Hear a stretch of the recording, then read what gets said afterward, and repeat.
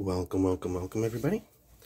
In today's video, I will be just rambling and ranting about why I don't think the benchmade bug out is a good bug out knife. Now, let's get into it, because it's going to be off and on and all over the place. Benchmade bug out. Benchmade brought this knife out a couple years ago, and it has taken the EDC world by storm, and I can see why. It's a great knife. You know, it's lightweight, it's a very good ergonomics, it's very aesthetic. It's a very simple but powerful design for the knife. You know, it's very fidgety with Benchmade's axis lock. You can, you know, just fidget all day with it. It's light. You know, the blade is thinner than most knives. The liners are partial liners, if the camera will decide to focus. There we go. Running joke here is the camera has ADHD. It cannot focus. Haha.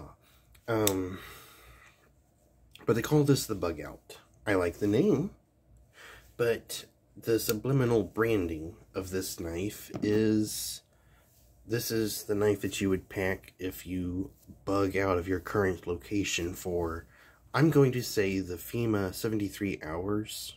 We're going to go with that. Having 3 days worth of food, water, gear to survive. 3 days, not where you normally survive. And this is, like, anybody who is big on survival and stuff, I think you all realize you need more than one knife with you. This video is for the people out there that think, oh, this will be a great one-done knife. You know, I pack this in my bug out bag with my life straw. Life straw's great. I'm not going to judge the other gear that you're going to put in the bag. We're specifically talking about the one-and-done knife concept of bug out. To me, I would pack more knives, but Benchmade kind of subliminally says, like, this is your one-and-done go-to knife, great for everything around the campsite. It's not. Excuse me. Any of you know, the scales have some give to it, unless you get the aluminum scales. But I'm going to say, I'm going to make two analogies here. One is going to be for the Grivery scales, and one is going to be for the tanked out bug outs, where you customized your scales, which I don't think most bug out people would do. I think they're going to buy the knife with the color scales they want and go with the Grivery. If you're going to upgrade to other scales, say copper, aluminum, brass, all that, great scales. It definitely makes the knife stronger, but that's something that more the knifey people are into. I'm trying to look at this from the viewpoint of someone who doesn't know knives and stumbles across the Benchmade bug out marketing. And I just don't think this knife cuts it. No pun intended. I mean, it's a great knife. It is perfect for EDC, where you're doing everyday, you know, box cutting, food prep, knick-knack cutting. But bugging out, even in a suburban environment, city, urban, suburban, out in the middle of the boondocks, this is not going to be one and done. The blade is just too thin for it. Like, don't pry with your knives, people, but the blade is just too thin that I don't feel good using this for all the jobs around the campsite.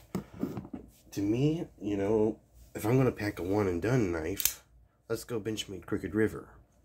Big knife, thick blade. Comparing the thicknesses there, you know, this knife is a tank of a knife. This, I feel fine batoning through a stump. Not a big stump. Like, there is a limit to what knives can do in general, even a fixed blade. And we're not looking at fixed blades here. We're specifically looking at folders. Like, this knife, I feel fine taking to the campsite and really roughing up. This knife is big. It has full metal liners. It's a good knife. I personally would probably pack my Land 9104. This knife is a thick tank. It is a beastie knife.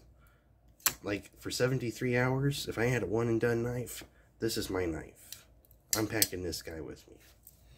But the bug out, just just the fact that the handles have give to it, as you can see there. The blade is thin. The liners are not full liners. They stop at this middle screw here. Like, okay, you can do fuzz sticks to light a fire. You can strike your ferro rod. You can do food prep. You can do a lot of things. But there's going to be that one task that you got to do with a knife that you're not going to be able to do with this knife. This knife is just too weak of a knife. And I don't think Benchmade is doing the people a solid by calling this the bug out. The bailout is a little bit better, being more metal and stuff, but even still, it's such a long, thin blade, I don't feel good with it. To me, it's like the Crooked River or the Griptilian.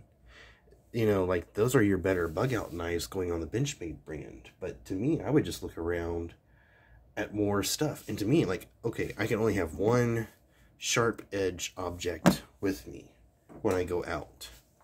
I'm packing a multi-tool. It has the same amount of blade for all intents and purposes. It is a thicker blade by a little bit on most multi-tools that are halfway decent. And then you get pliers. Like, come on, this don't have pliers. You're going to come across times, even out in the woods, where you just got to, like, get tree bark or pull a vine or a branch. You got to cut a vine or something. You got the wire cutters there you can use. You know, you've got scissors for manicuring your nails out there in the woods. Because to me, long nails are trouble out in the woods. You're going to be digging and scratching. You're going to rip a nail. I keep my nails short. And I keep them shorter than what I probably would, because if I have to go a day or so without cutting my nails, they're not going to be too long. Long nails just bug the ever-living daylights out of me.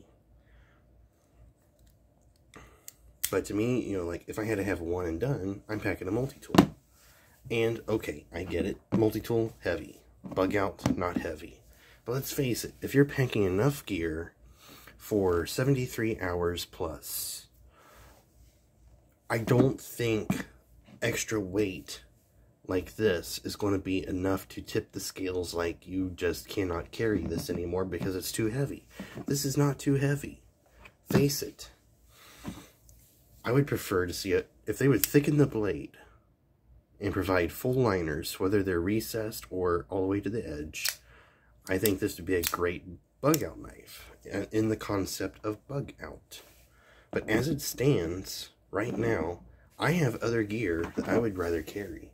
And me personally, I would be carrying more than one implement. But going off of the implied branding here, this is supposed to be your one and done, do it all knife. This is not your one and done, do it all knife. It does many things well. I carry this every day in my back pocket. Not every day, but like most days. You know, 5 out of 7 days, I've got this in one of my pockets. So I've got two knives. I've got a beater knife, like, say, Crooked River or Land 9104, and a lighter food prep light use knife. That's how I roll. But if you're the type of person that only carries one pocket knife, your day-to-day jobs, this would be fantastic. It's a great knife for EDC purposes. But you start getting out into the woods or into unknown situations where you don't know what you're going to have to use your knife on, this is just not enough knife. It really is not. It is a great tandem knife, as I'm going to say, where you pair it up with another knife. Awesome. Pair this up with this. You've got something great. Pair this up with the Ganzo G729 or whatever the numbers are. You know, this is a great beater knife. Thick blade, solid lockup. Fantastic for the money. And also budget. If this breaks, you're not going to cry about it. This is like $25. Bug outs go for $160. You break that in the woods. Come on. Who are you kidding? You are not going to be called this your one and done knife. Face it. That's just not how it is out there, people. So, that's my thoughts on the Benchmade Bug Out. It's a great knife. I love the knife, but it is not going to be a one and done knife by any means. So, thank you for watching. I hope you find this video informational and useful, helpful in some way. If not, if you just like listening to people ramble on and just rant about life, this is a good channel to visit.